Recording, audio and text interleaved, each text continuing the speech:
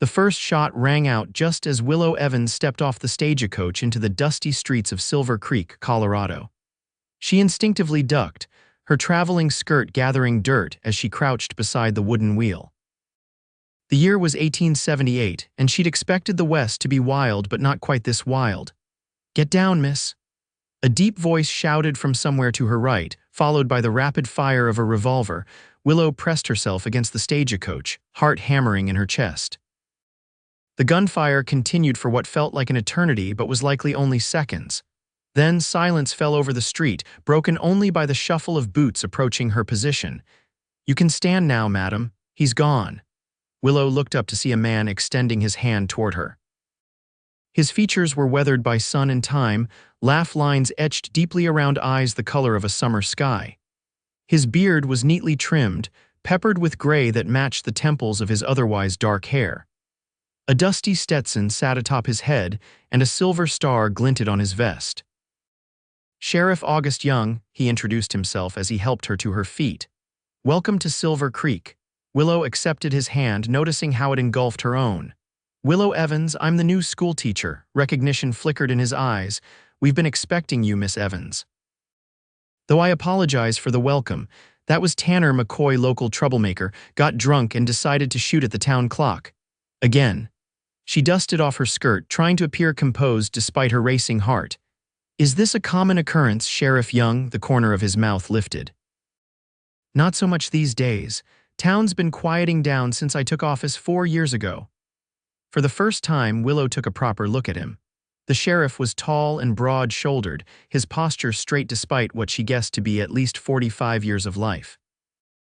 There was something reassuring about his presence, a steadiness that immediately put her at ease despite the chaotic introduction to her new home. "How old are you, Miss Evans?" he asked suddenly, then looked embarrassed. "Forgive me, that was improper." Willow smiled, used to the question.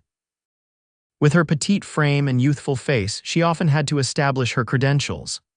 "I'm 22, Sheriff. Old enough to teach school, I assure you." Something flickered across his expression, surprise, perhaps, or disappointment, but it vanished so quickly she wondered if she'd imagined it. "The schoolhouse is just down the street," he said, picking up the carpetbag she dropped during the commotion. "Mrs. Peterson is expecting you at the boarding house. I'll walk you there." As they made their way down the main street, Willow was acutely aware of the tall man beside her. Despite his age, Sheriff Young moved with the fluid grace of someone completely at home in his body. She'd expected the frontier town's sheriff to be rough and intimidating, but there was a gentleness to him that seemed at odds with his profession. "Have you been a sheriff long?" she asked, trying to fill the silence. 4 years here in Silver Creek. Before that, I rode with the Texas Rangers for 15 years. "That's quite impressive," he shrugged. "Just doing what needs doing. What about you? What brings a young lady like yourself all the way from?" "Boston," she supplied. "I wanted adventure, something different from the life laid out for me there." He nodded as if he understood perfectly. "The West has a way of calling to restless souls." They stopped before a neat 2-story house with a small garden out front. "This is Mrs. Peterson's boarding house. Best apple pie in the territory, so mind your manners or she might withhold it." Willow laughed, the tension from the shooting incident finally leaving her shoulders. "Thank you for your assistance, Sheriff Young." "August," he corrected. "Everyone calls me August around here." "Thank you, August." The name felt intimate on her tongue. He tipped his hat, a gesture so quintessentially Western that it almost made her smile again. "Welcome to Silver Creek, Miss Evans. I hope you find the adventure you're looking for." As he walked away, Willow couldn't help but notice the way women on the street greeted him with warm smiles and fluttering eyelashes. Clearly, the sheriff was a well-respected and admired figure in town, and despite the gray in his beard, there was something undeniably attractive about him. She shook her head, dismissing the thought. She hadn't come to Colorado to be distracted by men, no matter how intriguing. She had a classroom waiting and 28 students arriving on Monday morning. That was adventure enough. Mrs. Peterson was a plump, cheerful widow in her 60s who immediately took Willow under her wing. "You're even prettier than the school board said in their letter," she declared, showing Willow to a clean, bright room on the 2nd floor. "Though a bit thin. We'll fix that with regular meals." "The school board discussed my appearance?" Willow asked, surprised. Oh, honey, in a town this size, folks discuss everything, especially when it's the new school teacher. We haven't had a proper one since old Mr. Henderson died last winter. What happened to him? Pneumonia. Terrible business. The town's been making do with whoever could spare the time mothers taking turns, the preacher's wife twice a week, but the children need consistency. Mrs. Peterson patted Willow's hand. They need you. The responsibility settled on Willow's shoulders like a physical weight. In Boston, she'd been one of many teachers at a large girls' academy. Here, she would be solely responsible for children of all ages. The sheriff seems capable, Willow ventured, unpacking her few belongings. Mrs. Peterson's eyes twinkled. August Young is the finest man in the Colorado Territory, if you ask me. Turned this town around when he took the badge. Used to be we couldn't walk the streets after dark. Now look at us, proper businesses, ladies' social clubs, even talk of a real theater coming next year. He must be quite dedicated to his work. Oh, he is, too dedicated if you ask me. Man needs a wife, but he's too stubborn to court properly, says he's too old now, set in his ways. Mrs. Peterson shook her head. Nonsense, I say. 42 isn't old for a man, especially one as well-preserved as August. 42, 20 years her senior. Willow pushed away the small flutter of disappointment. Not that it mattered, she hadn't come to Silver Creek looking for romance. She'd come for independence, for purpose. I'll leave you to settle in, Mrs. Peterson said. Supper's at 6 sharp. You'll meet the other boarders than just Mr. Phillips, the bank clerk, and Miss Harmon, who works at the Mercantile. After Mrs. Peterson left, Willow sat on the edge of her bed, the events of the day washing over her. From the moment she'd decided to answer the advertisement for a frontier schoolteacher, her parents had been aghast. Their only daughter, leaving the security of Boston society for the untamed West, unthinkable. Her father had threatened to cut off her allowance, her mother had taken to her bed with smelling salts, but Willow had been resolute. She'd seen too many of her friends marry for convenience rather than love, settling into lives that seemed to shrink around them with each passing year. She wanted to make a difference, to see something of the world before she considered marriage. Now, sitting in a small room in a Colorado mining town, listening to unfamiliar sounds filtering through her window, she wondered if she'd been naive. The gun battle that had greeted her arrival was a stark reminder that this wasn't Boston, with its genteel streets and predictable rhythms. Yet there was something exhilarating about being here, something that made her feel more alive than she had in years. And the memory of steady blue eyes and a gentle hand helping her to her feet lingered, despite her best intentions. The next morning, Willow rose early and dressed in one of her plainest gowns. After breakfast with Mrs. Peterson and the other boarders, she set out for the schoolhouse to prepare for Monday's classes. The schoolhouse sat at the edge of town, a simple one-room building with a bell tower and freshly painted white clapboard. As she approached, key in hand, she noticed a figure on the steps, the sheriff, August Young. "Good morning," he called, standing as she approached. "Thought you might want a proper tour of your domain." In the bright morning light, she could see him more clearly than during yesterday's chaos. His face was tanned from years in the sun, with a strong jaw and straight nose that might have been broken once. A small scar ran through his right eyebrow, but it was his eyes that captured her attention again, kind eyes, intelligent and observant. "That's very thoughtful of you, Sheriff Young." "August," he reminded her. "August," she conceded with a small smile. "Though I'm not sure it's proper for me to address you so informally." He chuckled, a warm sound that stirred something inside her. "Miss Evans, you'll find that frontier propriety has its own rules. Out here, folks use first names once they've been properly introduced. Formality doesn't serve much purpose when you might need to call for help across a street or during a blizzard." She considered this. "Then you must call me Willow." "Willow," he repeated, and something about the way he said her name made her cheeks warm. "It suits you." "Graceful but stronger than it appears." The compliment caught her off guard. "I'm not sure about the strength part yet, but I hope to prove worthy of the town's trust." "You will." His confidence was unwavering. "The children need someone who cares enough to come all this way to teach them." He unlocked the schoolhouse door and stepped back to let her enter first. The interior was simple but well-maintained, rows of desks facing a larger teacher's desk. a blackboard covering one wall, and a small stove in the corner for winter heating. The town council had everything cleaned last week, August explained. Books are in that cabinet. They're a mixed lot donations, mostly. The mine owner's wife is something of a literature enthusiast and sends for new volumes when she can. Willow ran her fingers over the desks, imagining the children who would fill the room on Monday. How many students should I expect? 28 last count, ages 6 to 16. Some only come when they're not needed on family farms or at the mine. Such a range. In Boston, classes had been carefully divided by age and ability. August nodded. You'll need to be creative. The older ones can help with the younger. Some of the ranch children ride 5 miles to get here, so they don't come in bad weather. The reality of frontier education was sinking in. This would be nothing like her controlled classroom in Boston.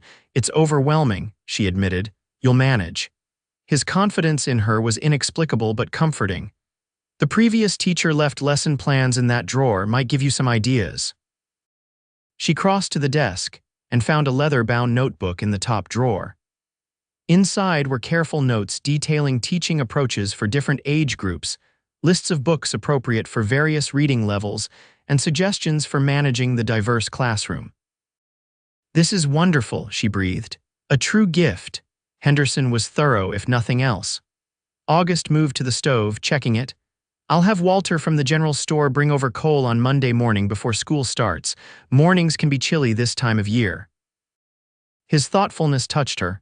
Thank you, you're being exceptionally kind to a newcomer, he shrugged, seemingly uncomfortable with her gratitude. It's my job to look after folks in this town. Is escorting new school teachers part of the sheriff's official duties? A smile played at the corners of his mouth. I make exceptions for Boston ladies who arrive during gunfights. Their eyes met, and something passed between them, a spark of connection that went beyond mere politeness. Willow looked away first, flustered by her reaction to this man she barely knew. I should get to work on my lesson plans, she said, moving toward the desk. August nodded, understanding her dismissal. Of course, town council meets Sunday afternoons at the mayor's house. They'd like you to attend tomorrow. Introduce yourself properly. I'll be there, he paused at the door. If you need anything at all, my office is just down from the general store. Can't miss it. After he left, Willow sat at the teacher's desk, trying to focus on Henderson's notes. But her thoughts kept drifting to August Young's weathered face and kind eyes, the way his presence filled a room without effort. She shook her head, annoyed with herself. She wasn't some silly schoolgirl to be distracted by the first handsome man she encountered. Besides, he was 20 years her senior, practically ancient. Yet she couldn't deny there was something compelling about him, something that made her curious to know more. By Sunday afternoon, Willow had meticulously prepared for her first day of teaching. She'd reviewed Henderson's notes, organized the books by reading level, and created lesson plans for each age group. She'd even enlisted Mrs. Peterson's help in baking cookies as a welcome treat for the children. The town council meeting was held in Mayor Harrison's comfortable home, where his wife served tea and cake while introductions were made. Willow met the town doctor, the minister, the bank manager, and several prominent business owners. August was there too, sitting quietly in the corner, observing more than participating. We're delighted to have someone of your qualifications, Miss Evans, Mayor Harrison said. Boston schools are well regarded. I'm eager to begin, Willow replied. Though I understand the challenges will be different here. Mrs. Harrison, a handsome woman in her 50s, nodded approvingly. A practical attitude, you'll do well. Throughout the meeting, Willow was aware of August's eyes on her. Whenever she glanced his way, he was watching her with an expression she couldn't quite decipher. It wasn't inappropriate, nothing so obvious as leering, but there was an intensity to his attention that made her pulse quicken. After the meeting, as people mingled over more tea and cake, August approached her. How are the preparations coming? He asked. Well enough, I think. I'm nervous about tomorrow. That's natural. First days are always challenging. Were you nervous when you first became sheriff? A shadow crossed his face. That was different. I took the badge after the previous sheriff was killed. There wasn't time for nerves. Willow's eyes widened. I'm sorry, I didn't know. It was 4 years ago. Town was different then. Mining boom brought in all sorts claim jumpers, card sharks, men running from the law back east. Sheriff Miller tried to keep order, but he was outnumbered. August's voice was matter of fact, but she sensed the emotion beneath it. I was passing through, heading north. Stepped in to help during a saloon brawl that spilled into the street. By morning, they'd offered me the badge. And you accepted just like that, he shrugged. Needed doing, that's all. But Willow sensed there was more to the story, something in the way he averted his eyes, the tightness around his mouth. You've transformed the town, she said softly. Everyone says so, people exaggerate. I don't think they do. She surprised herself with her boldness. I think you're exactly what Silver Creek needed, just as I hope to be what the school needs. The look he gave her, then surprise mixed with something warmer, made her breath catch. You will be, he said, and the certainty in his voice bolstered her confidence more than any flowery praise could have. As they walked together back toward Mrs. Peterson's boarding house, Willow found herself wanting to know more about this complex man beside her. Have you always been in law enforcement? She asked. No, I was a rancher once down in Texas, had a small spread, nothing fancy. Before that, I fought in the war. The Civil War. That would put him in his 40s, confirming Mrs. Peterson's information. He nodded. Union cavalry. Enlisted at 19. Willow calculated quickly. That would make him 42 now, just as Mrs. Peterson had said. The 20-year age gap between them felt significant, yet somehow irrelevant when they were talking like this. What happened to your ranch? She asked. Pain flashed across his face, so raw she immediately regretted the question. Lost it. Bad drought, worse decisions. His tone discouraged further inquiry, and they walked in silence for a few moments. Willow was acutely aware of his presence beside her, the measured cadence of his steps, the faint scent of leather and something clean like pine soap. I should warn you, he said finally. Jeb Wilson's boy, Timothy, can be a handful, smart as a whip but bored easily. Keep him challenged or he'll challenge you. Grateful for the change of subject, Willow nodded. Thank you for the advice. Any other students I should know about? As they continued toward the boarding house, August offered insights about several children, the shy Anderson twins who excelled at arithmetic, Sarah Miller, who loved books but struggled with reading, Tom Webster, who worked at the livery before and after school to help support his widowed mother. By the time they reached Mrs. Peterson's front gate, Willow felt more prepared for her first day and more intrigued by the man beside her. Thank you for the escort and the information, she said. You've been uncommonly kind, not uncommon, just neighborly. He tipped his hat. Good luck tomorrow, Miss Evans.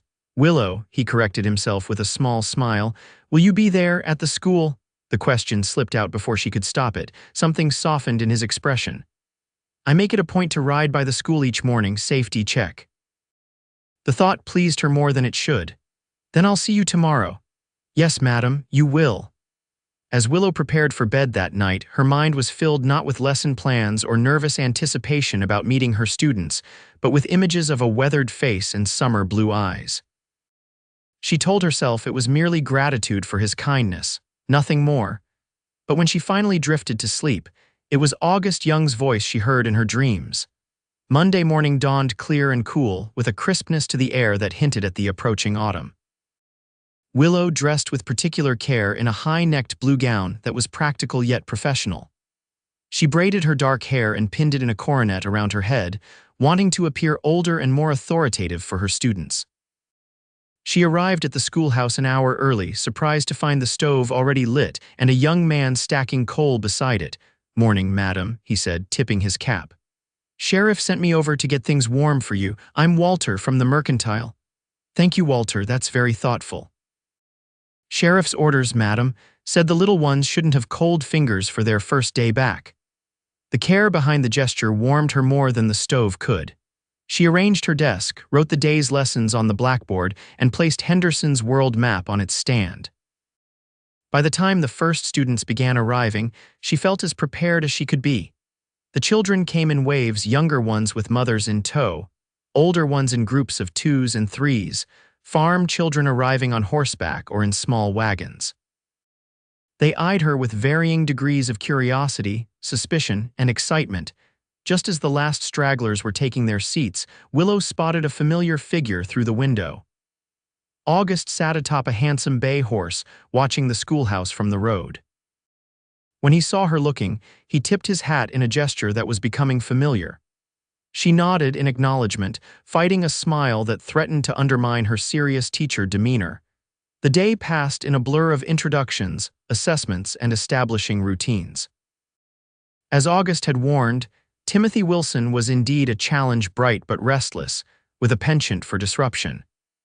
By giving him special assignments and the responsibility of helping younger students, Willow managed to channel his energy productively. When the final bell rang and the last student departed, Willow sank into her chair, exhausted but satisfied. She'd survived her first day. More than that, she'd connected with several students, identified those who needed extra attention, and begun to earn their trust. A knock at the open door startled her. August stood in the doorway, hat in hand. "How was your first day, Miss Evans?" "Enlightening," she said with a tired smile, "and challenging, but good, I think." He entered the classroom, his tall frame making the space seem smaller.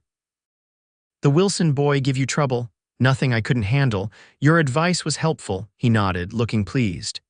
"Children talked of nothing else at the general store this afternoon. The new teacher from Boston who knows about whales and has pictures of faraway places." Willow laughed.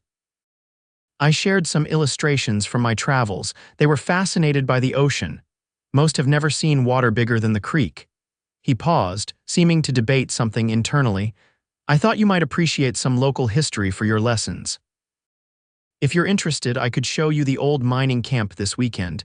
There are artifacts, remnants of the first settlement." The invitation surprised her. "That sounds fascinating. The children would enjoy hearing about it." "Saturday, then. I could bring horses, pack a lunch." A proper Boston lady would hesitate to accept such an invitation without a chaperone. But this wasn't Boston, and frontier rules were different, as August had reminded her. Besides, he was the sheriff, the embodiment of respectability in Silver Creek.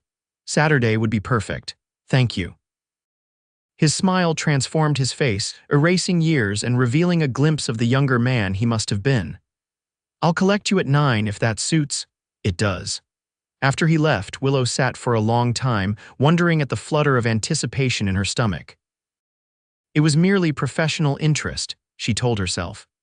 A chance to learn local history for her students' benefit. Nothing more, but the warmth that spread through her at the thought of spending a day with August Young suggested otherwise. The week passed quickly, each day bringing new challenges and rewards in the classroom. Willow established routines, identified each child's strengths and weaknesses, and began to feel at home in her role. The townspeople were welcoming, stopping her on the street to introduce themselves and express gratitude for her work with their children. August rode by the school each morning and often found reasons to escort her home in the afternoons. Their conversations ranged from town gossip to teaching strategies to deeper discussions of books they'd both read. Despite their age difference, Willow found him remarkably easy to talk to, thoughtful, well-read, and possessed of a dry humor that often caught her by surprise. By Saturday morning, she was both excited and nervous about their excursion. She dressed in her most practical skirt and a shirtwaist that could withstand dust and horseback riding. Mrs. Peterson raised an eyebrow when Willow mentioned her plans but made no comment beyond. "The sheriff knows every inch of this territory. You're in good hands." August arrived precisely at 9, leading 2 horses, his bay, and a gentle-looking dun mare. He'd exchanged his usual sheriff's attire for simple riding clothes, though the pistol at his hip remained. "Good morning," he greeted her, helping her mount the mare. "Daisy here is the gentlest horse in the territory, perfect for a city lady." "I'll have you know I took riding lessons in Boston," Willow replied, settling into the saddle with reasonable confidence. "Did you now?" His eyes crinkled with amusement. "And did those lessons include mountain trails and creek crossings?" She laughed. "Perhaps not. I'll defer to your expertise." They rode out of town, following the creek upstream toward the mountains. The October morning was glorious, clear and crisp, with aspen trees turning gold against the evergreen backdrop. August pointed out landmarks and wildlife, sharing stories of the area's early days. "First miners came through in '59, he explained as they followed a narrow trail. Found gold in the creek bed, set up camp right where the town center is now, but the real strike came 3 years later up in those hills. Is the mine still active? The original one played out years ago. Newcomers opened a silver mine on the North Ridge 10 years back. That's what keeps the town going now. They reached a clearing where the remains of log cabins and mining equipment stood among the pines. August helped her dismount, his hands strong and steady at her waist. The brief contact sent a ripple of awareness through her that she tried desperately to ignore. This was the first settlement, he said, leading her toward the largest cabin. The mine owner's office, some of the original furniture is still inside. The cabin was surprisingly well preserved, with a desk, chairs, and bookshelves still standing. Dust covered everything, but Willow could imagine the space when it was new, the center of a bustling mining operation filled with the hopes and dreams of fortune seekers. It's remarkable, she said, trailing her fingers over the desk, to think of the lives that pass through here, histories all around us in places like this. August stood in the doorway, watching her explore. Most people pass by without seeing it, but not you, he shrugged. I've always been interested in what came before, helps make sense of what is now.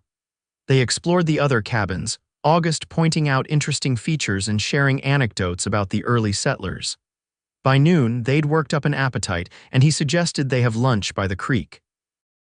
He spread a blanket on a grassy bank and unpacked a feast: fried chicken, biscuits, apple pie, and a bottle of lemonade. Mrs. Peterson's contribution, he explained, gesturing to the food, said a growing girl needs proper nourishment. Willow laughed. She's determined to fatten me up. Says I'm too thin for frontier living. You seem to be holding up just fine. His eyes held appreciation that went beyond mere politeness, making her cheeks warm. They ate companionably, the conversation flowing easily between them. August told stories of his ranching days in Texas, carefully avoiding whatever painful memories had ended that chapter of his life. Willow shared her experiences growing up in Boston, her decision to become a teacher, and her yearning for something beyond the predictable path laid out for her. My parents were horrified when I accepted the position here, she admitted. Mother cried for days, father threatened to disown me, but they let you come. They couldn't stop me. I'm of age and I had savings from my teaching position in Boston, she sighed. I love them dearly, but they don't understand my need to make my own way, to experience more of the world than Boston drawing rooms. August nodded, understanding in his eyes. The need to chart your own course is powerful. I felt it myself, leaving home at 17. You left that young. Farm boy from Ohio, couldn't see spending my life behind a plow. He looked out over the creek, seeming to see something beyond the rushing water. Sometimes I wonder what would have happened if I'd stayed. Might have a wife, children, grandchildren by now. Do you regret it, not settling down? He considered this. Not regret exactly, but I'm aware of what I've missed. A man gets to my age, he starts thinking about legacy, what he's leaving behind. The melancholy in his voice touched her. You've built something important here. This town, the safety you've created, that's a legacy. Perhaps. His eyes found hers. What about you? Did you leave suitors behind in Boston? The personal question surprised her. There was one, Charles Whitfield. My parents' choice, not mine, suitable in every way, good family, Harvard education, excellent prospects in his father's banking firm. But I couldn't imagine waking up beside him for 50 years. She blushed at her own candor. That sounds terrible. August shook his head. Sounds honest. Marriage should be more than suitable. It should be. He trailed off, searching for words. Essential, Willow supplied, like air. Their eyes met, and something passed between them: recognition, understanding, possibility. August looked away first, clearing his throat. We should head back soon. Storm clouds coming in from the west. Indeed, dark clouds were gathering over the mountains. They packed up quickly and mounted their horses, but they'd only traveled halfway back to town when the skies opened. Rain poured down, turning the trails slick and treacherous. There's a line shack just ahead, August called over the downpour. We can wait it out there. The line shack proved to be a small but solid cabin used by ranchers during cattle drives. August quickly got a fire going in the small stove while Willow wrung water from her skirt and shivered. You're soaked through, he observed with concern. Here. He shrugged out of his coat, which had been protected by his slicker, and wrapped it around her shoulders. The garment was warm from his body and carried his scent leather, pine, and something uniquely him. Thank you. Her teeth chattered despite the growing warmth from the stove. There are some old blankets in that trunk, he said, crossing to a wooden chest in the corner. Not fancy, but dry. He pulled out rough wool blankets and handed them to her. I'll step outside while you change out of those wet things, wrap up in the blankets. His consideration touched her. But you're wet too. I'll manage. Once alone, Willow quickly removed her sodden outer garments, hanging them near the stove to dry. Wrapped in blankets, she called August back in. He'd removed his own wet shirt and wore only an undershirt that revealed muscular arms marked with old scars. Despite his age, his body was powerful and fit from years of physical work. He stoked the fire, keeping his back to her as if conscious of her discomfort. Rain should pass soon. These mountain storms blow through quickly. It's quite an adventure, she said, trying to sound braver than she felt. My first western storm, he smiled over his shoulder. You're handling it well. Most city ladies would be having hysterics by now. I'm made of sterner stuff, I hope. You are. The certainty in his voice warmed her more than the fire. I've been impressed with you from the start, Willow. Your courage in coming here, the way you've taken to teaching, how you've embraced frontier life.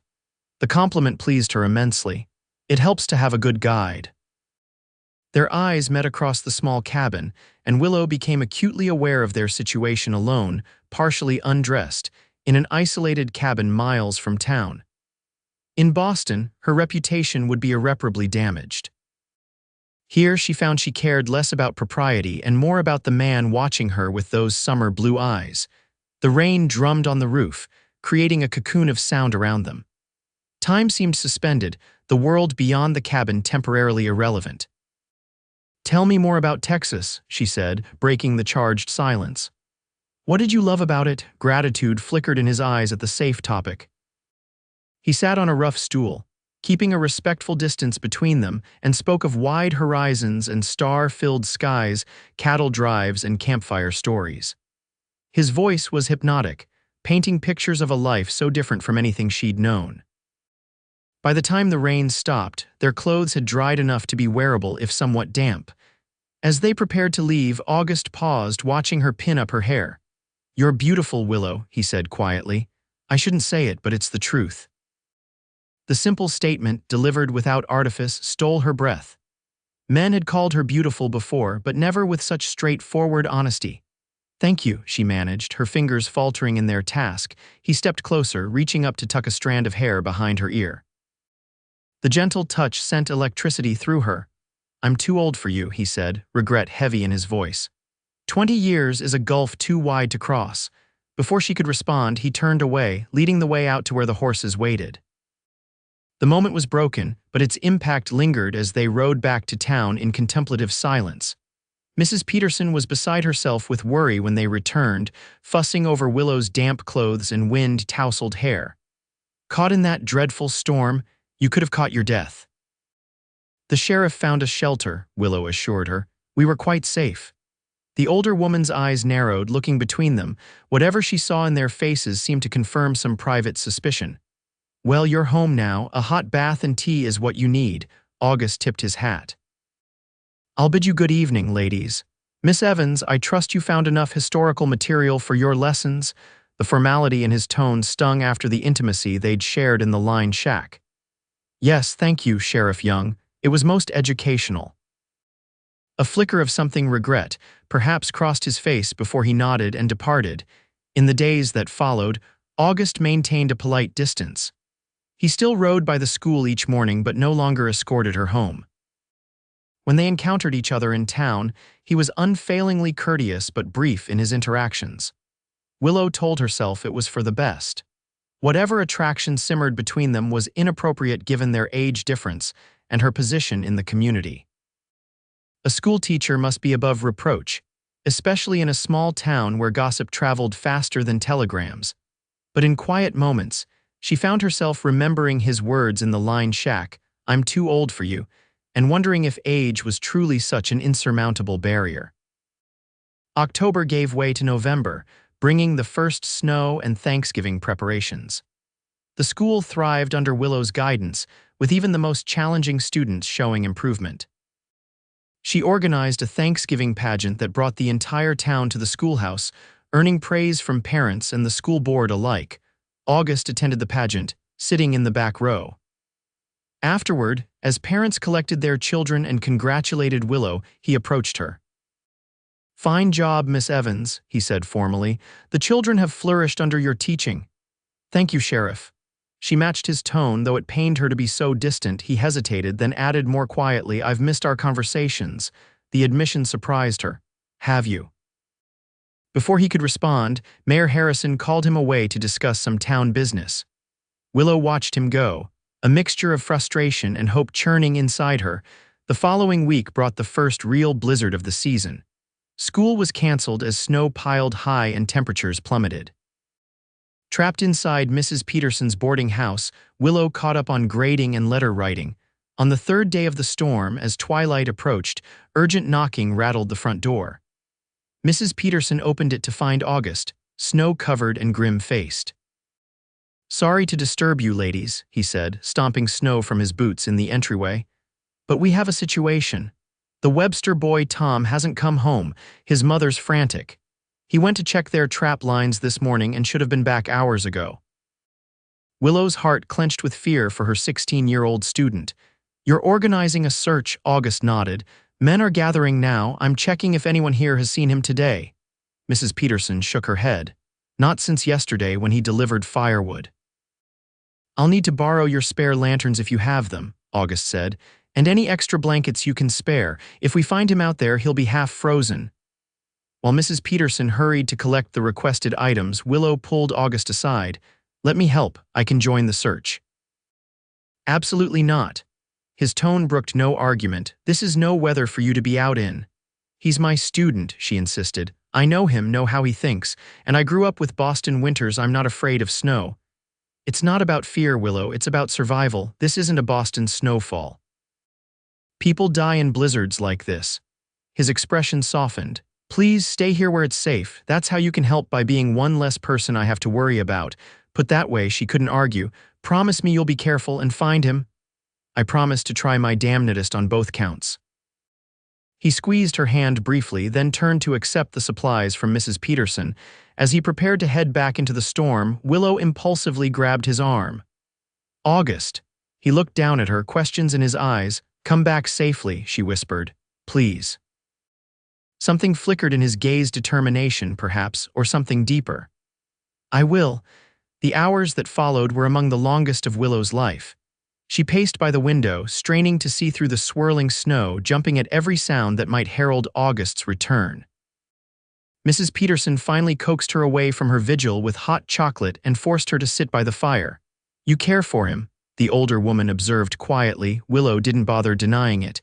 "Is it that obvious? Only to someone with eyes." Mrs. Peterson patted her hand. "And he cares for you, though he's too stubborn to admit it properly. He thinks he's too old for me. Men can be fools about such things. Age is just a number once you're both grown. It's what's in your hearts that matters," Willow sighed. "Even if that's true, he seems determined to keep his distance. August Young has known more loss than most, makes a man cautious about risking his heart again." At Willow's questioning look, Mrs. Peterson continued, "He doesn't speak of it, but people talk. He had a wife and child back in Texas. Lost them both to fever the same week. Some say that's why he left ranching, why he drifted for years before landing here." The revelation stunned Willow. A wife, a child. No wonder August kept emotional walls around himself. The magnitude of such a loss was almost unimaginable. "He never mentioned them," she said softly. "Some wounds cut too deep for casual conversation." Mrs. Peterson looked thoughtful. "But a man doesn't guard an empty heart so carefully, remember that." Shortly after midnight, when the storm had finally begun to abate, they heard voices and the sound of horses approaching. Willow rushed to the door, Mrs. Peterson close behind. August entered first, supporting a half-frozen Tom Webster. The boy was pale and shivering violently but conscious. Behind them came Dr. Miller and several other searchers. "Found him sheltering in a hollow tree 3 miles up the North Ridge," August explained as they carried Tom to the fire. "Smart boy. Kept moving until he found a windbreak, then conserved his energy, while Dr. Miller examined Tom. August accepted a cup of hot coffee from Mrs. Peterson. His face was raw from cold, his exhaustion evident in the slump of his shoulders. But his eyes, when they met Willow's, held relief and something warmer. "You kept your promise," she said softly, "both parts of it." A ghost of a smile touched his lips. "Though it was a near thing, storm nearly buried us twice on the way back." Once Tom had been treated for mild frostbite and taken home to his relieved mother, the search party dispersed. August lingered, seemingly reluctant to leave despite his obvious fatigue. "You should rest," Willow told him. "You've done more than enough tonight." He nodded, but still hesitated. He stopped, struggling with words. "I'm glad you weren't out in that storm." It wasn't what he'd started to say, she was certain, but she accepted it with a gentle smile. "As am I, though I would have gone if you'd let me, I know." His eyes held hers. "That's one of the things again," he cut himself off. "You should rest too. Good night, Willow. Good night, August." As she watched him walk back into the snowy night, Willow wondered what he'd been about to say. One of the things he admired about her, one of the things he liked, or something more significant, the blizzard marked a turning point in their relationship. Though August still maintained a certain professional distance in public, he no longer avoided her company. They resumed their conversations about books and teaching, and he occasionally escorted her home from school, though always with impeccable propriety. As Christmas approached, Silver Creek transformed with decorations and preparations for holiday celebrations.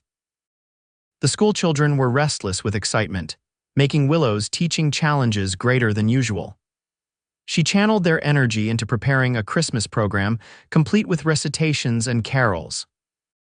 One afternoon, as she was staying late to decorate the schoolhouse, August arrived with a small pine tree over his shoulder.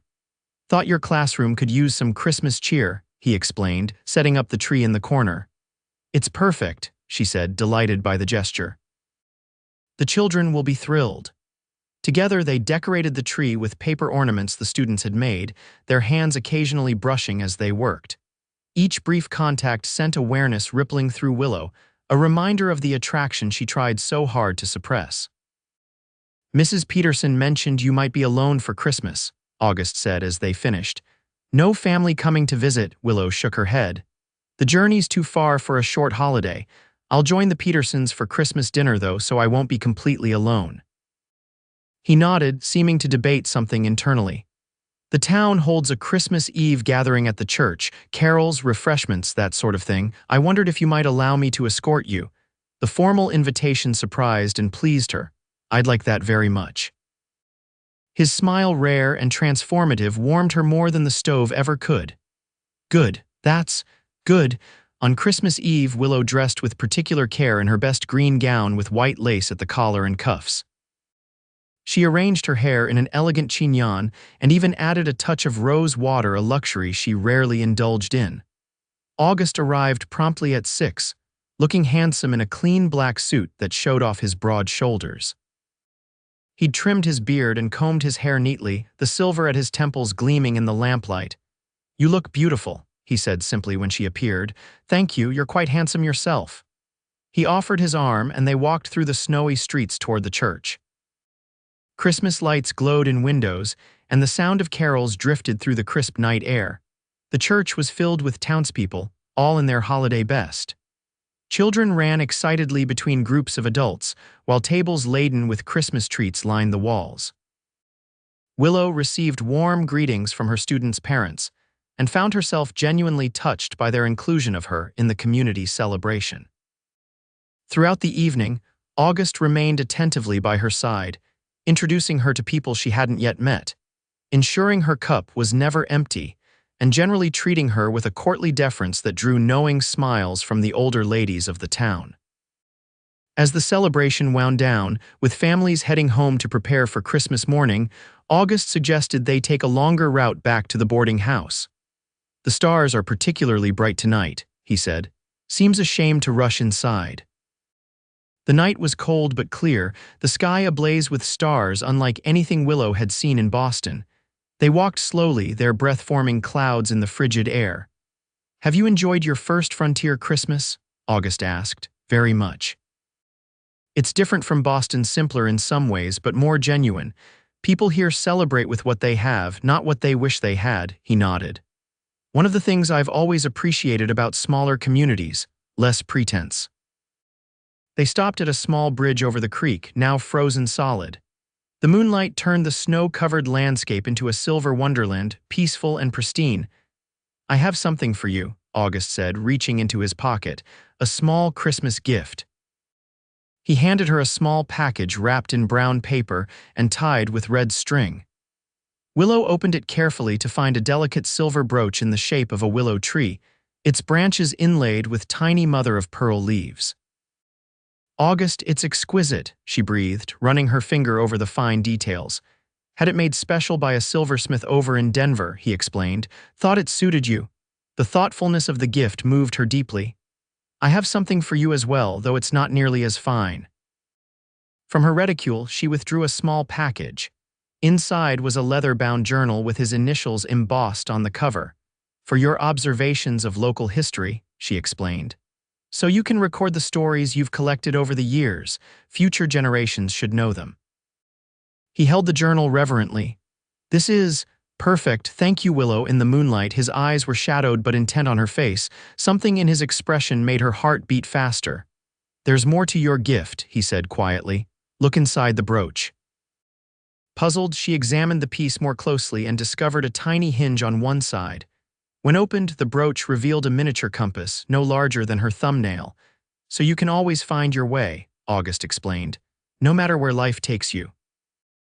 The sentiment behind the gift, the acknowledgement that her path was her own to choose, touched her deeply. This wasn't a man who sought to possess or control. This was a man who understood her need for independence, even as he offered his heart.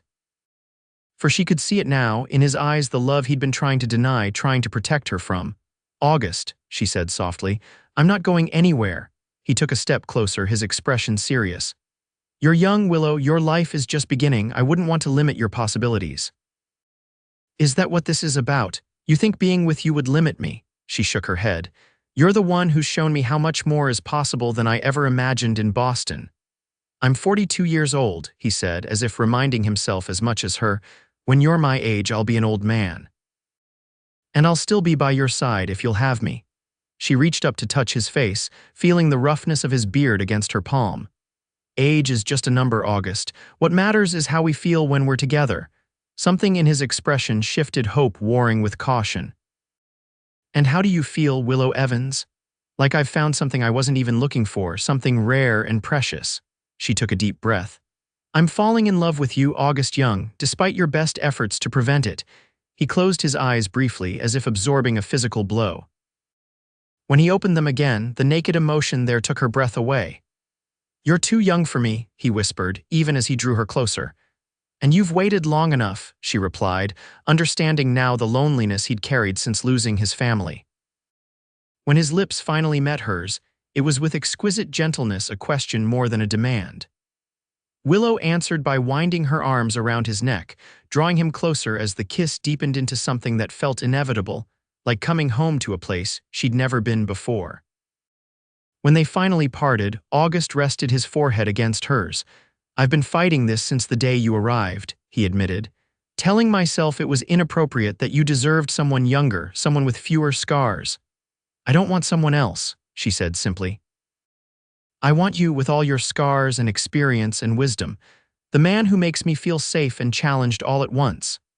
He kissed her again, more urgently this time, his arms tightening around her as if he couldn't quite believe she was real. When they finally continued their walk back to the boarding house, there was a new lightness to his step, a peace in his expression that hadn't been there before. At Mrs. Peterson's gate, he kissed her once more, properly this time, mindful of watching neighbors. "Merry Christmas, Willow," he said softly. "Merry Christmas, August." As she watched him walk away, Willow touched the willow tree brooch now pinned to her coat. It represented more than a beautiful piece of jewelry, it was a promise, a beginning. The months that followed were the happiest of Willow's life. Though they maintained propriety in public, especially around her students, August courted her with an old-fashioned devotion that both amused and touched her. They took Sunday rides together, dined at the hotel restaurant, and spent quiet evenings reading by the fire in Mrs. Peterson's parlor.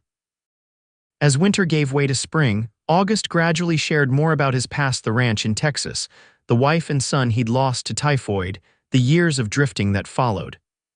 Willow listened without judgment, honored by his trust and moved by his resilience.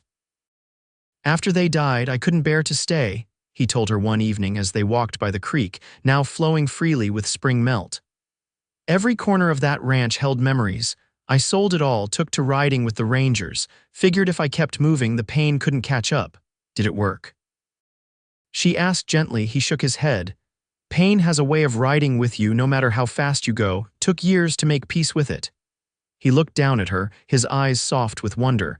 "Never thought I'd find room in my heart to love again." "Then you stepped off that stagecoach, and everything changed." By summer, their courtship was the talk of Silver Creek, with most approving of the match despite the age difference. The school board, initially concerned about their teacher's reputation, was reassured by August's honorable intentions and Willow's continued dedication to her students. On the last day of the school year, after the children had departed with their report cards and summer farewells, August arrived at the schoolhouse with a picnic basket and a proposal. "Marry me," he said simply, kneeling before her desk with a small diamond ring. "Be my wife, my partner, my future." Tears filled Willow's eyes as she nodded. "Yes, 1,000 times yes." They were married in August, a year after Willow's arrival in Silver Creek. The entire town turned out for the celebration, with her students serving as flower girls and ring bearers. Mrs. Peterson cried more than the bride, claiming credit for the match from the beginning. Willow's parents, initially skeptical of her frontier romance, traveled from Boston for the wedding. Her father, after spending time with August, grudgingly admitted that the sheriff was a man of substance, despite his unconventional career. Her mother was won over by the obvious adoration August showed for her daughter. They moved into August's small house at the edge of town, which he'd spent months expanding and improving for his bride. A second bedroom was added, a garden planted, and bookshelves built to accommodate their combined libraries. The school board, to Willow's relief, had no objection to a married teacher, provided she maintained her professional standards. "Mrs. Young is still Miss Evans in the classroom," became her motto, to her students' amusement. Their life together settled into a rhythm that balanced their respective duties with precious time together. August continued as sheriff, though he began training a deputy with an eye toward eventual retirement. Willow thrived as a teacher, introducing innovations that earned praise from educators in larger towns. On their first anniversary, as they sat on the porch of their home watching the sunset paint the mountains gold, August took her hand. "Any regrets?" he asked. "About choosing an older man, a small-town life," Willow shook her head, leaning against his shoulder. "Not one. Every day confirms I made the right choice, even when I'm set in my ways or when the young bucks at the town dances look your way," she laughed. "Especially then. Your ways are worth being set in, and those young bucks don't know the first thing about what makes a life worth living." He pulled her closer, pressing a kiss to her temple. "How did I get so lucky?" "It wasn't luck," she said softly. "It was patience. You waited until I stepped off that stagecoach, and I'd wait a lifetime more if I had to," he whispered. "For you, Willow Young." As twilight deepened into night, they remained on the porch, talking of small things and large, the garden they would plant next spring, the possibility of children, the future they were building together. Age had ceased to matter in the face of the love they shared, a love that had bridged gaps far wider than mere years. In the distance, Silver Creek's church bell tolled the hour, a familiar sound in a town that had become truly home. Willow nestled closer to her husband, grateful for the stagecoach ride that had brought her west, for the gunshot that had introduced her to August, and for the courage they'd both found to embrace love despite doubts and differences. "You're too old for me," she whispered teasingly, echoing her long-abandoned concern. August smiled, drawing her into his arms. "And I've waited all my life for you," he replied, completing the promise they'd both fulfilled.